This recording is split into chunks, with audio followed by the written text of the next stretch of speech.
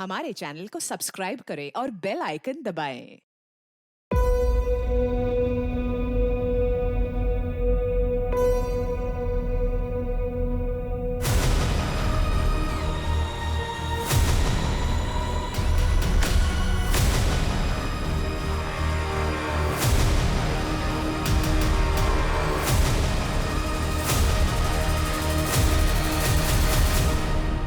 एक तरफ इंसान ने इतनी तरक्की कर ली है कि धरती को छोड़कर वो अंतरिक्ष में जीवन की संभावनाएं खोज रहा है, और दूसरी तरफ इसी धरती की आधी आबादी यानी औरतें आज भी अपने सम्मान और बराबरी के लिए लगातार संघर्ष कर रही हैं। औरतें सुरक्षित रहें, सड़कों पर बिना किसी डर के आजादी के साथ घूमती रहें। इसके लिए अलग अलग देशों की सरकारें लगातार औरतों की सुरक्षा से संबंधित कानून बना रही हैं, पुराने कानूनों को और बेहतर कर रही हैं। इससे फर्क भी पड़ा है, लेकिन कहा जाता है कि भेड़ों को ज्यादा डर भेड़िए से नहीं बल्कि भेड़ की खाल में छिपे भेड़िए से होता है। ऐसा ही होता है जब शोषक घर की चार दीवारी के अंदर औरतों के साथ उनका शुभचिंतक, उनका मसीहा बनकर रह रहा हो, और ऐसा होने पर कौन सा कानून है जो औरतों को सुरक्षा प्रदान कर सकता है?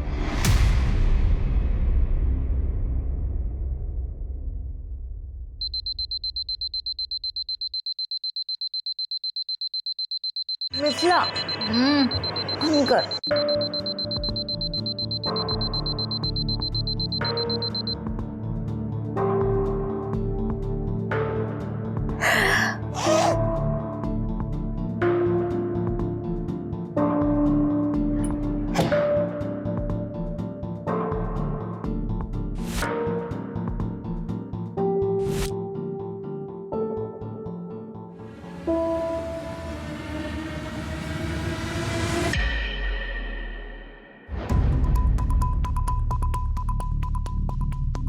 गार्गी, तूने फिर से टैप खुला छोड़ दिया था। यार ध्यान में नहीं रहा होगा मेरे। हाँ, पर पानी तो खत्म हो गया, टंकी खाली हो गई है, मुझे लेट हो रहा है। फिर से उस मकरन के पास जाना पड़ेगा, मोटर चलाने के लिए बोल लें। मतलब प्लीज यार। टैप तूने खोल के छोड़ा है, अब तू चलेगी मेरे साथ। अरे मत कर ऐसे, मेरे को लेट हो रहा है, उठ। मतलब क्या कर रही है यार? मेरे को अकेले नहीं जाना है, चल।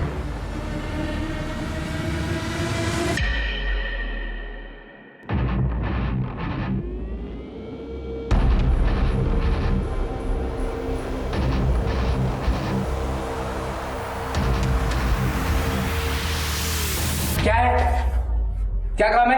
अंकल, हमारे वॉशरूम का टैप खुला रह गया था तो पानी खत्म हो गया। आप प्लीज 5 मिनट के लिए मोटर चला दीजिए। नल तुम लोगों ने खुला छोड़ दिया और तुम्हारे लिए मैं मोटर ऑन कर दूं। शाम को जब मोटर ऑन करूंगा ना, तब भर लेना पानी। जाओ यहाँ से। ओ अंकल, क्या शाम को? हाँ, हमें काम अभी है और आप कह रहे हो शाम को चलाओगे? देखिए, मेरे रूम की टंकी भी खाली हो गई है, जाइए मोटर चालू कीजिए। ठीक है 5 मिनट के लिए मोटर ऑन करूंगा, जिसको जितना पानी भरना है भर लो। वाह दीदी, आपने अंकल की कौन सी नस दबा रखी है कि आपको कुछ भी नहीं कहते, उल्टा आपकी सारी बात मान लेते हैं। अरे है एक सीक्रेट। जाओ तुम लोग जाके पहले पानी भरो, मैं वापस मोटर चालू नहीं करवाऊंगी।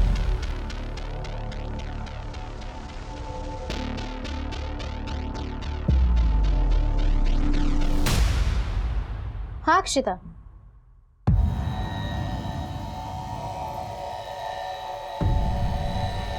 कब हुआ?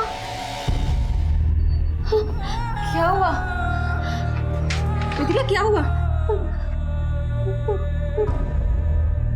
क्या? पापा को हार्ट अटैक आया है। पापा नहीं।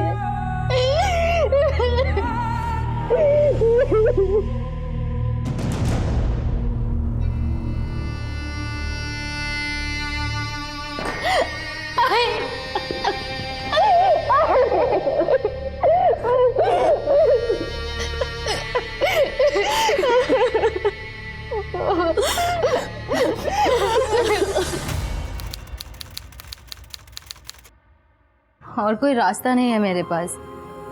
बाबा हम लोगों के लिए कोई भी सेविंग छोड़ के नहीं गए। मैं पढ़ाई करना भी चाहूंगी तो भी नहीं कर पाऊंगी। आई को मेरी जरूरत है यहाँ पे। वो अकेले मैनेज नहीं कर पाएंगी। अरे तो वहाँ पे रह के आंटी की कैसे हेल्प कर पाएगी? मिथिला, तुझे वहाँ पे कोई ढंग की जॉब नहीं मिलेगी। देख मेरी बात मान, पढ़ाई मत छोड़, लास्ट ईयर है ये। तू समझ रही है बात को? देख तू यहाँ पे आजा कोल्हापुर में, तू जॉब करके पढ़ाई और फैमिली दोनों को हेल्प कर सकती है ना।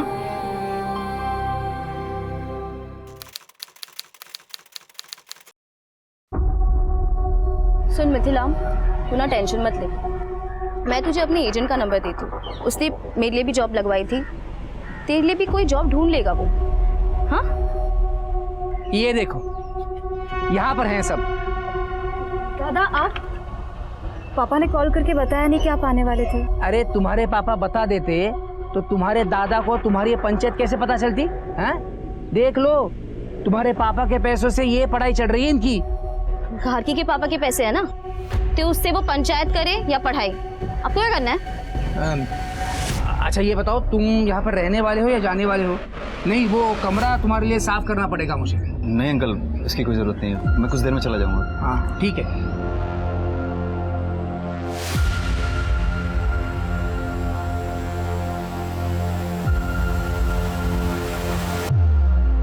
मिथिला, तुम्हारे पापा के बारे में पता चला मुझे गार्गी से। I am really really sorry, पर तुम चिंता मत करो, हम सब हैं तुम्हारे साथ। ओके?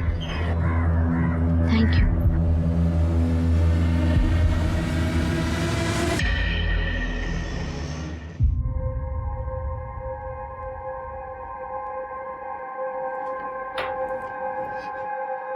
मिल गई जॉब?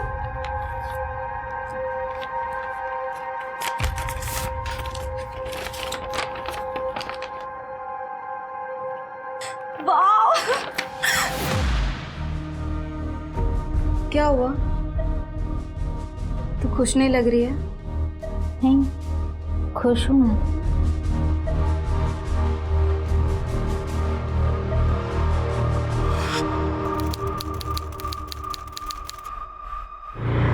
बस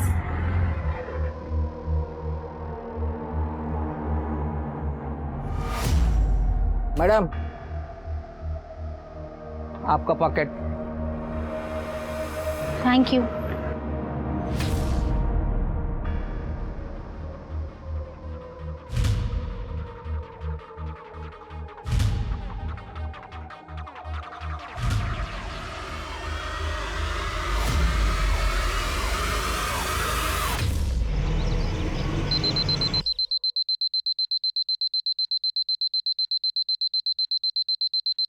मिथिला, मिथिला क्या करे फोन? मिथिला,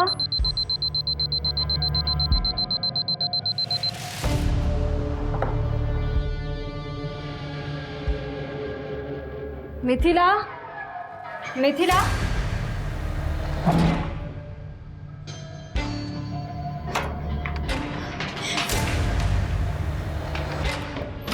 दीदी मिथिला को देखा क्या? यहाँ पे आई थी? नहीं मिथिला नहीं, अरे यहाँ नहीं आई। क्यों? क्या हुआ? अंकल, आपने मिथिला को देखा क्या? नहीं तो। कहाँ गई मिथिला? मिथिला, मिथिला, मिथिला, मिथिला क्या? मिथिला,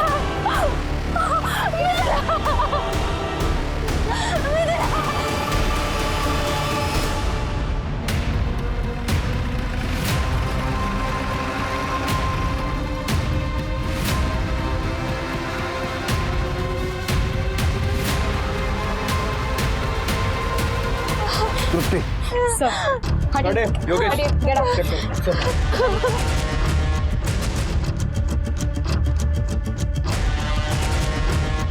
सर, बॉडी पे कलाई काटने के अलावा और कोई घाव नहीं है। शायद इस लड़की ने किया है। किस चीज़ से काटी है कलाई? ब्लेड, चाकू कुछ मिला? नहीं सर। लड़की का कमरा चेक करो, हो सकता है वहाँ सुसाइड नोट भी मिल जाए। सर, ये घर आप ही का है? हाँ, मेरा पुश्तैनी मकान है ये। क्या नाम है आपका? मकरंद तांबे। वो जो लड़की है वो आपकी कौन लगती थी? साहब वो मेरी किराएदार है, किराएदार थी साहब, मिथिला हेगड़े। साहब वो ये जो है ना, ये गार्गी जो पहली वाली लड़की है ना, वो उसकी रूममेट है। क्या हुआ, सुबह जब इसकी आँख खुली तो मिथिला उसको कमरे में दिखी नहीं, इसलिए घबरा कर मेरे पास आई। फिर हम सब लोग उसको ढूंढने के लिए गए तो वो वहाँ ऊपर पड़ी मिली। क्या कर रही थी वो ग्रेजुएशन करती थी साहब, और साथ साथ नौकरी भी करती थी। ये सारी लड़कियाँ मेरी किराएदार है। ये गार्गी जो है वो ग्रेजुएशन के 3rd ईयर में है। ये आरुषि है, ये नौकरी करती है। और ये नैनिका है, वो ग्रेजुएशन के 1st ईयर में है। ये रेसिडेंशियल प्रॉपर्टी में आप गर्ल्स का पीजी हॉस्टल चलाते हैं, लाइसेंस है आपके पास? हाँ साहब, लाइसेंस है मेरे पास। और साहब ये सारी लड़कियों का पुलिस वेरिफिकेशन भी हो गया है। ये मैडम जानती है ना मेरे को। साहब यहाँ पे जो भी नई लड़की आती है ना, मैं सबसे पहले उनका वेरिफिकेशन करवाता हूँ साहब।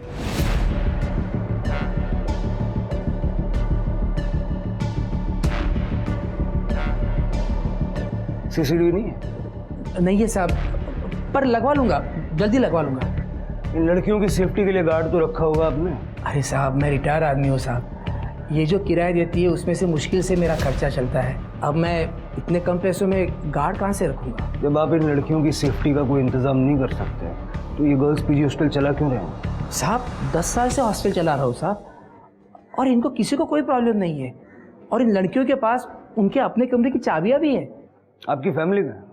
मेरी बीवी की डेथ हो गई साहब, मेरे कोई बच्चे नहीं है, इसीलिए इतना बड़ा घर है तो मैं कमरे किराए पे देता हूँ।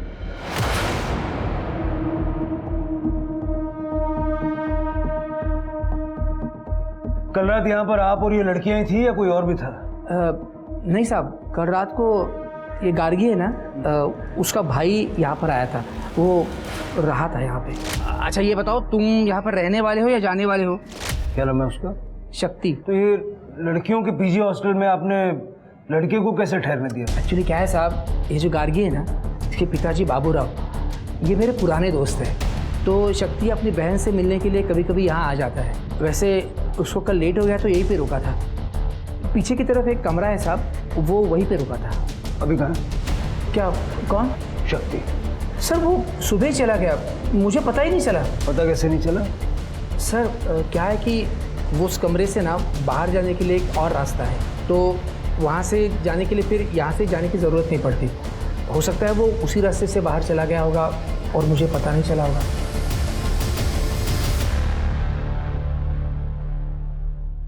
योगेश कुछ मिला? सर यहाँ पे कुछ नहीं है। चढ़ना ऊपर। Okay sir. चढ़ सकते हो? हाँ सर। आराम से आराम से।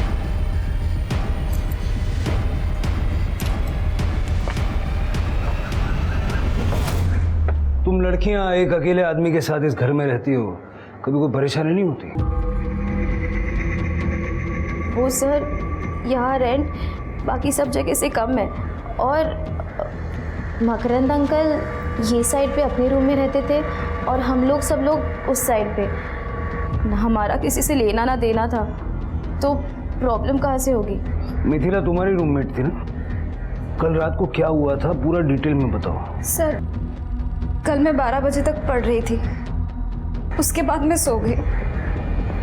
फिर मिथिला कब रूम से बाहर गई, क्या हुआ, मुझे कुछ भी नहीं पता। मिथिला परेशान थी क्या? मतलब इतनी ज़्यादा परेशान कि वो कर ले? सर मिथिला के पापा की 2 महीने पहले डेथ हो गई थी, तब से वो बहुत परेशान थी। उसको पैसों को लेकर भी प्रॉब्लम हो रही थी। ऐसा कहा उसने तुमसे? जी सर। सर पर जब से उसकी जॉब लगी थी ना, मुझे ऐसे लगा ही नहीं कि उसको कोई प्रॉब्लम हो भी सकती है। वो टाइम पर घर पे पैसे भी भेजती थी और कॉलेज भी जाती थी। इनफैक्ट काफ़ी खुश थी वो, और एक बार तो उसने हमें पार्टी भी दी थी। नहीं दीदी, वो खुश रहने का सिर्फ दिखावा कर रही थी बाहर से। सर वो अंदर से बहुत परेशान थी, क्योंकि मैंने खुद कितनी बार मिथिला को रात को चुप चुप के से रोते हुए देखा है। मिथिला का किसी से कोई अफेयर वगैरह था क्या? नहीं सर, अगर ऐसा कुछ होता तो वो मुझे जरूर बताती।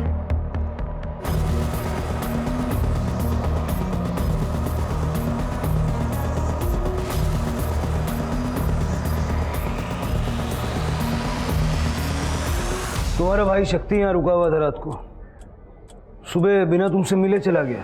सर शक्ति दादा ने मुझे रात को ही बता दिया था कि वो सुबह जल्दी चले जाएंगे। सर गार्गी और मिथिला के रूम से नोट तो नहीं मिला है, लेकिन ये फ़ोन मिला है। सर ये फ़ोन तो मिथिला का ही है। फॉरेंसिक में भेज दो इसको। और सर ये 2 लाख रुपए मिले हैं कबर्ड से।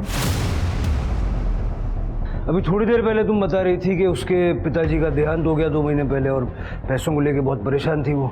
अब अचानक से ये 2 लाख कहाँ से आ गए? सर मुझे नहीं पता है, मिथिला ने कभी मुझे इन पैसों के बारे में नहीं बताया। अपने भाई को फ़ोन करके बुलाओ, बात करनी है उससे। जी सर।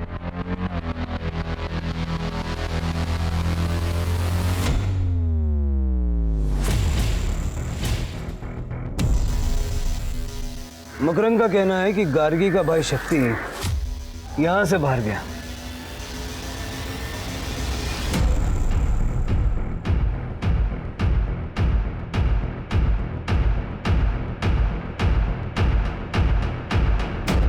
शिरके कहीं ऐसा तो नहीं है कि मिथिला का मर्डर करके सीन को कन्वर्ट किया है? क्योंकि अदरवाइज ब्लेड चाकू जैसी कोई चीज़ तो हमें मिलती जिससे उसने नस काटी। मुझे भी ऐसा ही लगता है सर। ये बाउंड्री देखिए ना, इस पे कोई भी आसानी से चढ़ के घर की छत पे चढ़ सकता है, और अगर कोई ऊपर से मदद करने वाला हो तो ये काम और भी आसान है। हो सकता है कि आने वाला मिथिला का बॉयफ्रेंड हो या इन तीनों लड़कियों में से किसी एक का बॉयफ्रेंड हो। मिथिला और इन तीनों लड़कियों के साथ साथ मकरंद का सीडीआर भी निकलवाओ। पता करो कि इन चारों लड़कियों में आपस में बनती कैसे थी। इस मकरंद के साथ कोई मसला था क्या, या मोहल्ले का कोई मनचला मिथिला पे नजर रखे हुए था, उसे परेशान करता था क्या? और तृप्ति, सबसे पहले मिथिला के ऑफिस जाके जो 2 लाख हमें मिले हैं, पता करो वो पैसा ऑफिस का तो नहीं है। सर मैडम, ऑफिस के सारे पैसे की लेन देन मैं ही हैंडल करती हूँ। फिर मिथिला जैसी नई लड़की जो रिसेप्शनिस्ट हो, उसे मैं 2 लाख रुपए क्यों दूंगी? आप चाहो तो हमारा लेजर चेक कर सकते हो मैडम, इसमें एक एक पैसे का हिसाब लिखा है। मिथिला को कोई प्रॉब्लम थी ऑफिस में? कोई लव अफेयर? ऑफिस में तो ऐसा कुछ भी नहीं था। फिर वो बाहर जाकर अपनी लाइफ में क्या करती थी, इसमें कंपनी का क्या लेना देना? घर जाने की इतनी क्या जल्दी थी कि सुबह 6 बजे निकल गए? तो सर मिथिला के सुसाइड से शक्ति का क्या लेना देना? इसे तो मैं ही भेजता था गार्गी से मिलने के लिए, वरना ये वहाँ क्यों जाता? कल भी मैंने ही भेजा था इसे। मैं बात कर रहा हूँ ना उससे। बैठ जाइए। मिथिला से बातचीत होती थी तुम्हारी? हाँ सर, जरूरत भर की बात होती थी। जरूरत भर की? कोई यारी दोस्ती, प्यार मोहब्बत? नहीं सर, गार्गी यहीं बैठी है, ऐसा कुछ नहीं था सर, आप उसे पूछ सकते हैं।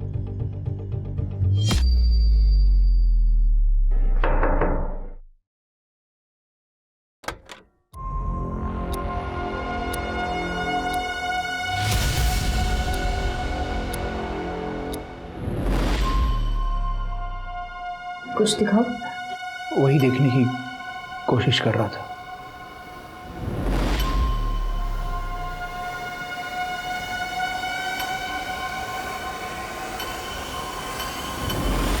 मिथिला 20,000 की सैलरी में जॉब कर रही थी, साथ साथ पढ़ाई कर रही थी और आपको भी पैसे भेज रही थी। उसकी जॉब लगे सिर्फ 2 महीने हुए थे, लेकिन उसके कबर्ड से हमें 2 लाख रुपया कैश मिला। उसके ऑफिस वाले ने दिए होंगे सर।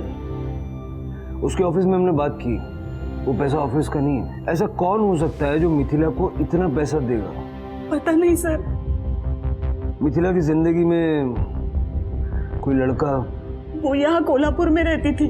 अगर उसकी जिंदगी में कोई लड़का था भी तो हमें कैसे पता होगा? उसकी रूममेट है गार्गी। गार्गी से तो कोई परेशानी नहीं थी? नहीं सर, गार्गी तो उसकी बहन जैसी थी। हम तो जलगांव में रहते हैं, यहाँ कोल्हापुर में गार्गी उसकी फैमिली थी। ठीक है, अभी आप जा सकते हैं। अगर जरूरत पड़ेगी तो दोबारा आपसे संपर्क करेंगे। सांगली से लेकर कोल्हापुर तक कुछ भी हो, आपको हमेशा मेरी गलती दिखाई दी है पापा। तो बोलता क्यों नहीं? सुबह जब 6 बजे यहाँ से निकला था तू, तो सांगली 12 बजे क्यों पहुंचा? सच बता शक्ति, तेरा उस लड़की के साथ कुछ चल रहा था क्या? बाबा अगर ऐसा कुछ भी होता दादा और मिथिला के बीच में, तो मुझे तो पता ही होता ना। ठीक है, देखते हैं। सर, ये मिथिला की कॉल डिटेल्स मैंने चेक किए हैं। अफेयर जैसा तो कुछ दिख नहीं रहा है सर, लेकिन इस मिथिला ने 20 तारीख को ऑफिस से निकलने के बाद जनजीवन पार्टी के अध्यक्ष प्रभाकर शिंदे को फ़ोन किया था। और सर उसके फ़ोन लोकेशन के हिसाब से वो अपने हॉस्टल नहीं गई थी, बल्कि डायरेक्ट प्रभाकर शिंदे के घर गई थी। मिथिला जैसी आम लड़की प्रभाकर शिंदे के साथ डायरेक्ट कांटेक्ट में है। मैं जानता था इस लड़की को, मिथिला। वही है कि एक जॉब एजेंट है, मनक लखेरा, इधर सिटी मार्केट में बैठता है। तो ये लड़की उसके पास गई थी जॉब मांगने। सर प्लीज सर, मुझे जॉब की बहुत ज़रूरत है। कोई भी काम कहीं पर भी हो मैं करने के लिए रेडी हूँ सर। देखो तुम्हें सही बता रहा हूँ कि जॉब तो मार्केट में है नहीं, पर तुमको अगर जॉब की इतनी ज़्यादा ज़रूरत है तो एक काम कर सकती है।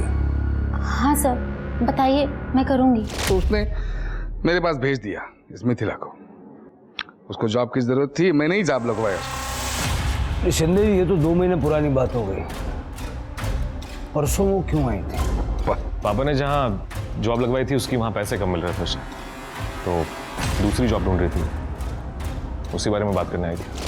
सर प्लीज़ मेरी जॉब चेंज करवा दीजिए आप प्लीज़ सर। आपने कुछ पैसे भी दिए थे मिथिला को? उसको जरूरत थी, बहुत प्रॉब्लम में थी लड़की, तो मैंने 5,000 रुपए दिया उसको खर्चे पाने के लिए। 5,000? आपने 2 लाख रुपए दिए थे। 2 लाख? क्या धवल, इतने पैसे है क्या आजकल पॉलिटिक्स में? सर ये आपकी नजरिए का प्रॉब्लम है। सच कहता हूं, ऐसे किसी को भी 2-2 लाख बांटने जितने पैसे नहीं है मेरे पास। मैं मान रहा हूं ना, मैंने 5,000 रुपए दिए उसको, उसके ऊपर एक पैसा नहीं दिया। सर मिथिला ने मुझसे बात की थी। एक्चुअली क्या है कि वो जॉब बदलना चाहती थी और मार्केट की हालत इतनी खराब थी कि मैं चाहकर भी उसकी मदद कर नहीं सकता था। पर मैंने उसको ये कहा था कि तुम जो भी जॉब कर रही हो उसको कंटिन्यू रखो और जैसी कोई नई जॉब आएगी मैं तुम्हें दे दूंगा। पता नहीं उसकी वजह से मुझे कॉल नहीं किया।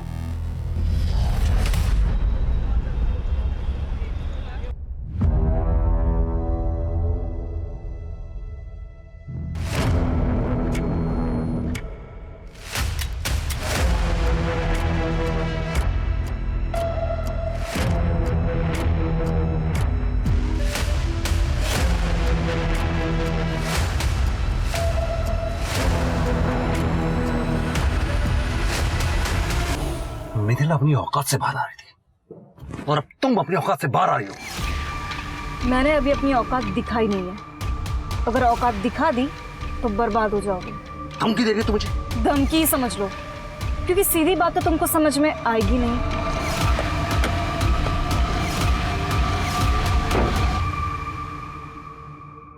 सर मिथिला की पोस्टमार्टम रिपोर्ट आ गई है। सर रिपोर्ट के हिसाब से मिथिला 2 मंथ प्रेग्नेंट थी, लेकिन क्या है मर्डर ये कंफर्म नहीं हो पा रहा। ये तो केस ही उलझ गया सिर के। डॉक्टर्स को बोलो कि मिथिला के बच्चे का विसरा प्रिजर्व करें, क्योंकि ये बच्चा उसके मर्डर या सुसाइड का कारण हो सकता है। और मिथिला की माँ से बात करो। मैडम, मैं आपको पहले ही बता चुकी हूँ कि मैं किसी लड़की के बारे में नहीं जानती, तो फिर मैं कैसे बताऊँ कि मिथिला किसके बच्चे की माँ बनने वाली थी? गार्गी कहाँ गई थी? पता नहीं मैडम, हमारी सो के उठने से पहले ही वो रूम से कहीं चली गई थी। हमें नहीं पता गार्गी कहाँ है, और इनफैक्ट मिथिला की प्रेगनेंसी की बात भी हमारे लिए बहुत ज़्यादा शॉकिंग थी। तृप्ति, ये गार्गी का फ़ोन तो बंद आ रहा है। मेरे उसकी फादर से बात हुई, वो सांगली में ही है, लेकिन उन्हें भी नहीं पता कि गार्गी कहाँ है। ठीक है सर, मैं उसका फ़ोन सर्वेलेंस पे डालती हूँ ट्रैकिंग के लिए। सर मैम, मुझे आप लोगों को कुछ बताना था। वो जिस दिन मिथिला की डेड बॉडी टेरेस पर मिली थी, गार्गी बहुत ज़्यादा ही परेशान थी। इतनी परेशान कि जैसे उसे पहले से ही पता हो कि मिथिला को कुछ हो गया है। कहना क्या चाहती हैं आप? सर मैं बस इतना कहना चाहती हूँ कि मिथिला की डेथ के बाद से गार्गी बहुत ज़्यादा अजीब बिहेव कर रही है।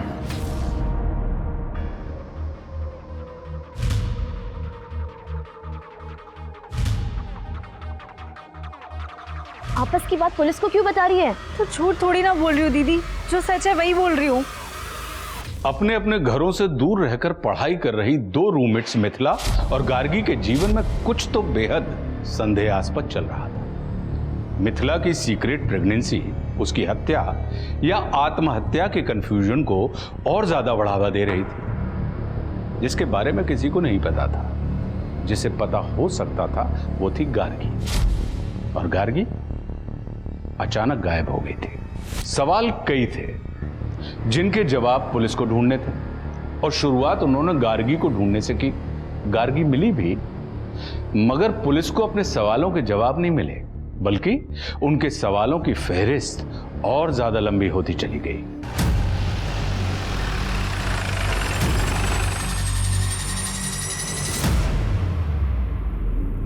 सर, यहाँ 1 महीने पहले टेक्निकल रीजंस की वजह से कंस्ट्रक्शन का काम बंद हो गया था, लेकिन आज जब लेबर्स फिर से काम शुरू करने आए तो उन्हें खुदाई में ये डेड बॉडी मिली और लेबरर्स ने हमें इन्फॉर्म किया है। गार्गी की बॉडी है सर। पहले मिथिला और अब आपकी बेटी गार्गी, दोनों का इस तरह से मारा जाना इत्तेफाक तो नहीं हो सकता। पॉसिबल है कि गार्गी को मिथिला के बारे में या उसकी मौत के बारे में कुछ ऐसा पता था जो मिथिला का किलर नहीं चाहता था कि गार्गी सबको बताए, और इसीलिए उसने गार्गी को मार दिया। सर, आखिर गार्गी मिथिला के बारे में ऐसा क्या जानती होगी? शायद मिथिला के होने वाले बच्चे के पिता का नाम। क्या मिथिला प्रेग्नेंट थी? 2 महीने से।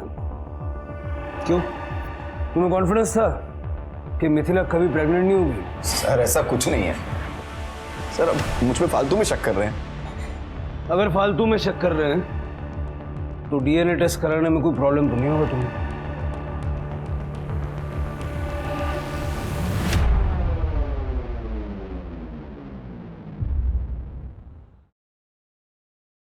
आरुषि दी,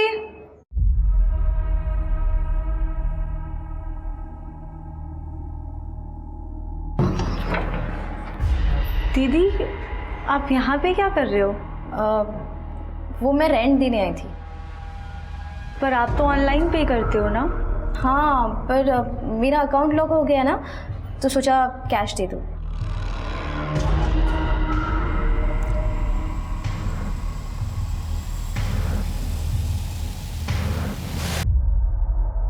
सर, गार्गी की मौत गला घोटने की वजह से हुई है। 24 से 25 जनवरी की रात 2 से 5 बजे के बीच, जिस रात गार्गी हॉस्टल से गायब हुई थी। सर, मैंने गार्गी के फ़ोन लोकेशन और कॉल डिटेल्स चेक की है।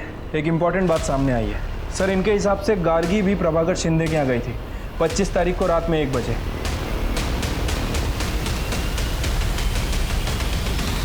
नेताजी, मिथिला आपके पास काम के लिए आई थी। गार्गी आपके पास क्यों आई थी? उसे आपसे क्या काम था? गार्गी को नेताजी से काम नहीं था, बल्कि नेताजी को गार्गी से काम था।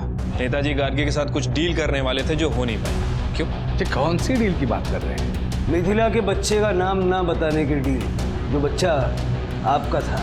पाटिल, औकात में रहकर बात करो। 2 मिनट नहीं लगेगा आप सबकी वर्दी उतरवाने में। तो उस के मैंने बोला था ना, नेताजी हैं, ऐसे काबू में नहीं आएंगे वो। दे दो इनको, दे दो। लीजिए, ये कोर्ट का ऑर्डर है आपके डीएनए टेस्ट का।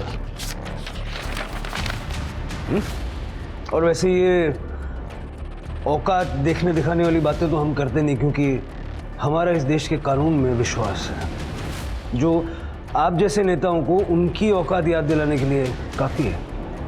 चलिए।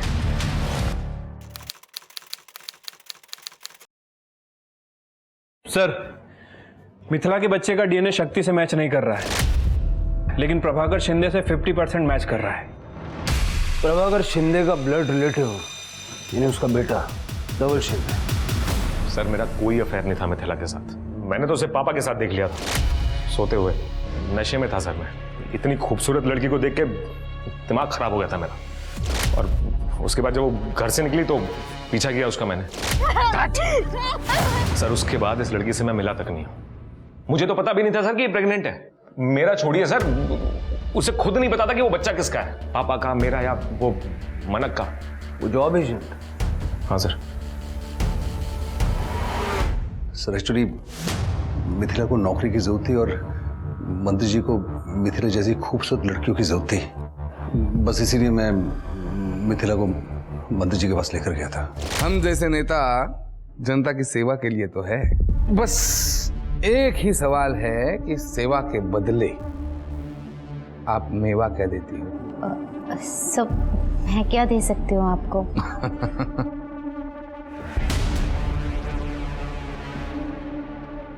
खुद की तरफ देख के तो देखो क्या दे सकती हो। एक बार हाँ बोलकर तो देखो। दुनिया कदमों में लाके रख दूंगा। दुनिया, हाँ बस। अरे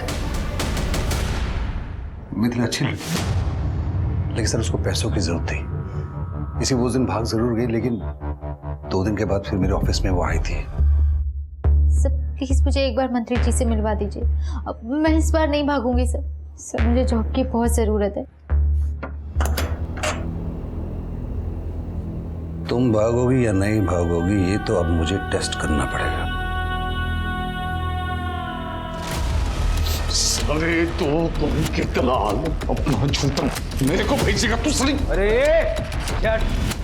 शट, तो पहले तुमने मिथिला, बाद में नेताजी के पास ले गए, तो तुमने और उसके बाद तुम्हारे बेटे धवल ने उसका, जब वो प्रेग्नेंट हो गई तो तुम्हारे पास आई। बाप की थाली में मुंह मारेगा तू, और वो भी अकल नहीं है। पापा वो नादानी में हो गया था। अब मंत्री जी इस लड़की का क्या करना है? बच्चा है पेट में तो गिरा दो। ये 2 लाख रुपए दे। पर मैं अबॉर्शन नहीं कराऊंगी। अबॉर्शन कराना पाप होता है। सर मिथिला तो अबॉर्शन के लिए मान ही नहीं रही थी।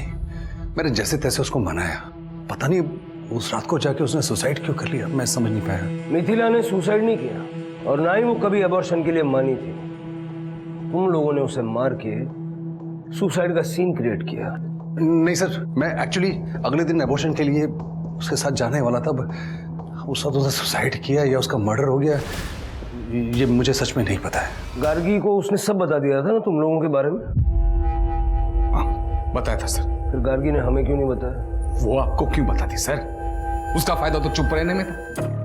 देखो नेताजी, आपकी लोकल वर्क्स डिपार्टमेंट में काफी पहुंच है, वहाँ पे जॉब निकली है, मेरी जॉब लगवा दो। 1 मिनट, लेकिन इस काम के लिए आप इतनी आधी रात ऐसे अचानक? मैं किसी को कुछ नहीं कहूँगी, आपके और मिथिला के बारे में।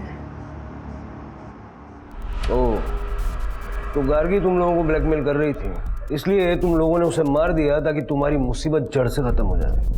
हत्या राजनीति में सबसे आखिरी रास्ता होता है सर, सबसे पहला नहीं। आज तक मैंने इतने लड़कियों को नौकरी लगवाई है, एक और, उसमें क्या क्या कठिन था? इस बात की क्या गारंटी थी कि गार्गी फिर से ब्लैकमेल नहीं करती? सर जब करती तब देखता, लेकिन अब जब सीधी उंगली से घी निकल रहा है तो उंगली टेढ़ी करने में कुछ मतलब ही नहीं था। सर आप वो लोकल वर्क डिपार्टमेंट में पूछ लीजिए सर। गार्गी रात को मेरे घर आई, उसके दूसरे दिन सुबह मैंने उसके जॉब के लिए बात की थी। अगर उसको मुझे मारना ही होता तो मैं उसके जॉब क्यों लगवाता? चलो मान लेता हूँ कि मिथिला और गार्गी के केस से तुम्हारा कोई लेना देना नहीं है, लेकिन तुमने किया है। चल के नेताजी, उनका बेटा धवल और मानक, तीनों केस डालो। और तृप्ति, उन सभी लड़कियों से बात करो जिनकी नौकरी नेताजी और मानक ने मिलकर लगवाई है। आई एम श्योर उनमें कई लड़कियां ऐसी होंगी जिनका इन्होंने शोषण किया।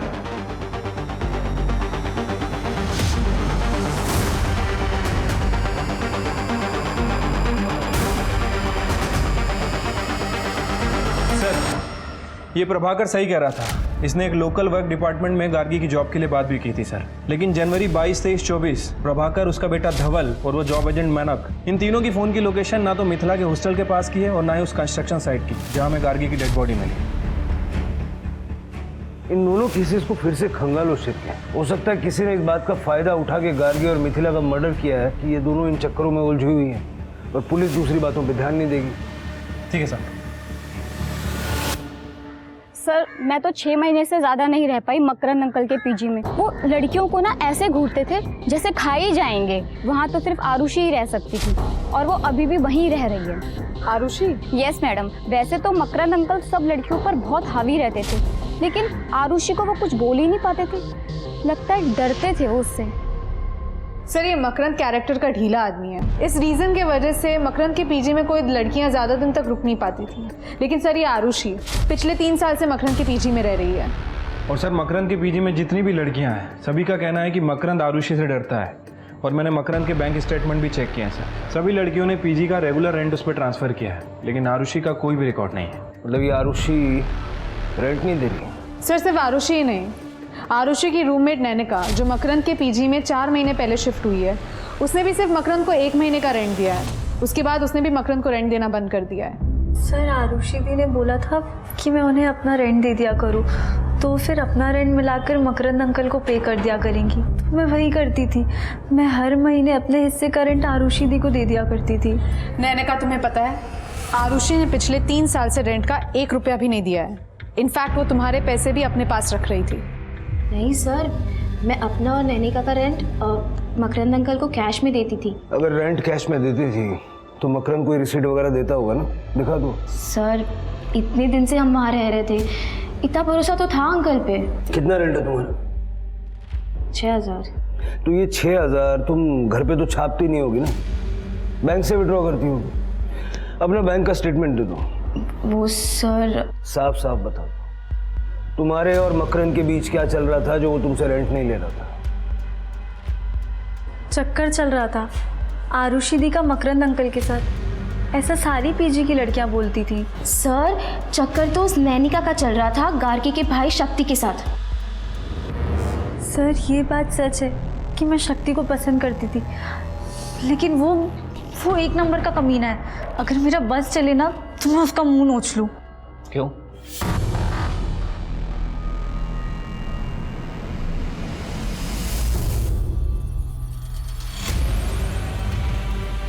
नानिका, नानिका क्या कर रही हो ये?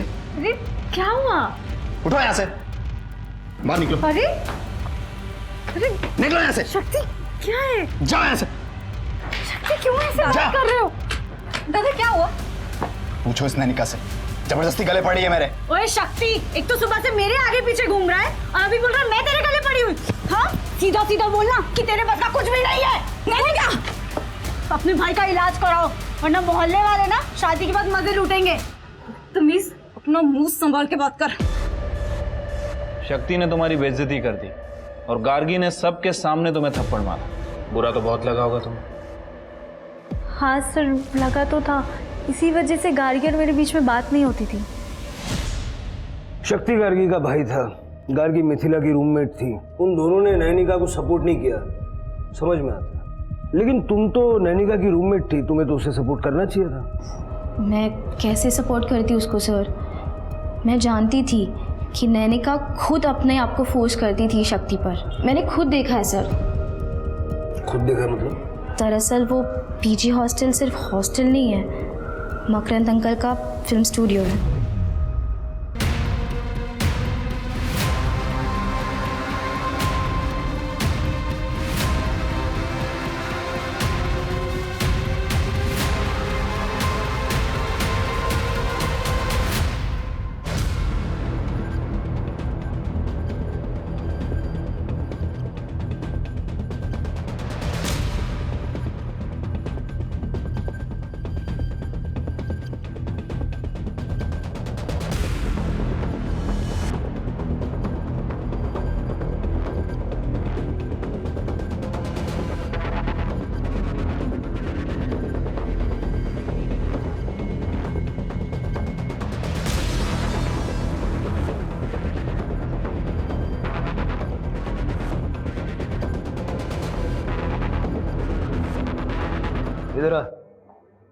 इधर आ।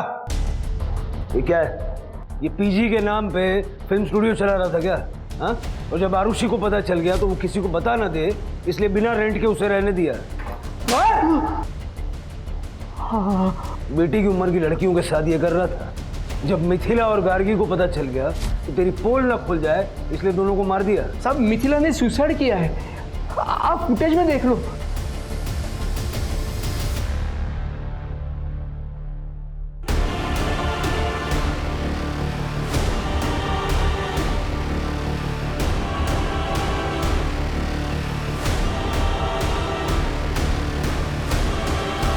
साहब सुबह जब मैंने ये फुटेज देखा तो दौड़कर मैं टेरेस पर गया साहब। तब तक मिथिला मर चुकी थी। उसने अपनी हाथ की कलाई काटने के लिए मेरे किचन का चाकू इस्तेमाल किया था। मैं डर गया, इसलिए चाकू लेकर वहां से भाग गया। साहब आरुषि जानती है सब कुछ, उसने भी फुटेज देखा है सारा। और गार्गी? उसका नहीं पता साहब मुझे, वो तो अपने कमरे में थी नहीं। उस रात कार में बैठकर गार्गी के जाने का फुटेज है? हाँ हाँ है।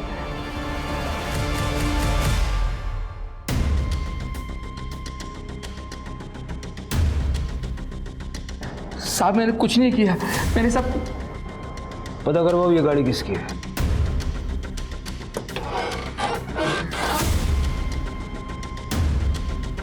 सर इधर आइए। ये देखिए सर, इन औजारों में लगी मिट्टी को लैब में टेस्टिंग के लिए भेजो, और कंस्ट्रक्शन साइट की मिट्टी से ये मिट्टी मैच होती है। देखो मेहमान आ गए क्या थाने? जी सर। तुम्हारी गाड़ी में जो औजार है ना, उनकी मिट्टी कंस्ट्रक्शन साइट की मिट्टी से 100% मैच होती है।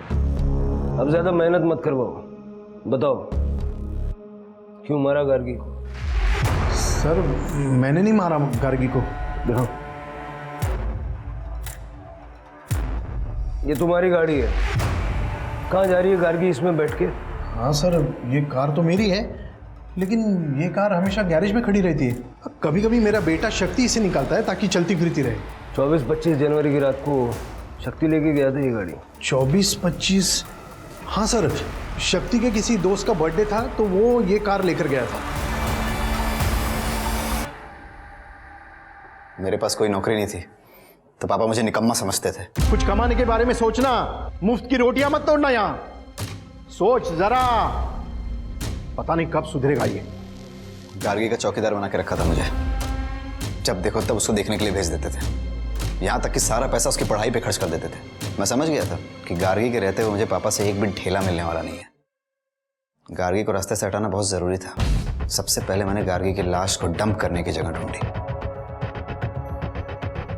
फिर उसे बुरा दिखाने के लिए मैंने गार्गी और नैनिका में झगड़ा करवाया। अपने भाई का इलाज कराओ, वरना मोहल्ले वाले ना शादी के बाद मजे लूटेंगे। मेरी प्लानिंग हो चुकी थी। गार्गी को मिथिला ने अपनी प्रेगनेंसी और बारे में बताया। तब मैं हॉस्टल में ही था, गार्गी ने मुझे बताया। वो तो पुलिस में जाने वाली थी। फिर मैंने उसे ब्लैकमेल करके लोकल वर्क्स डिपार्टमेंट में काम लेने का सपना दिखाया, लेकिन फिर उसी रात मिथिला ने सुसाइड कर लिया। मुझे लगा गार्गी पुलिस को सब बता देगी, लेकिन जॉब की वजह से उसने पुलिस को कुछ नहीं बताया, और यही तो मुझे चाहिए था। क्या चाहिए? सर मिथिला के केस में आपको प्रभाकर के बारे में पता चला, गार्गी प्रभाकर को ब्लैकमेल कर रही है ये पता चला, तो पुलिस का सारा डाउट तो प्रभाकर के ऊपर जाएगा, मेरे ऊपर किसी का ध्यान ही नहीं जाएगा। मेरी प्लानिंग के हिसाब से मैं गार्गी को प्रभाकर के पास ले गया। गार्गी ने प्रभाकर को ब्लैकमेल किया, फिर मैं गार्गी को एक सुनसान जगह पर लेके गया। क्या हुआ भाई? पीछे से कुछ आवाज आ रही है, तुम बैठो मैं देखता हूँ।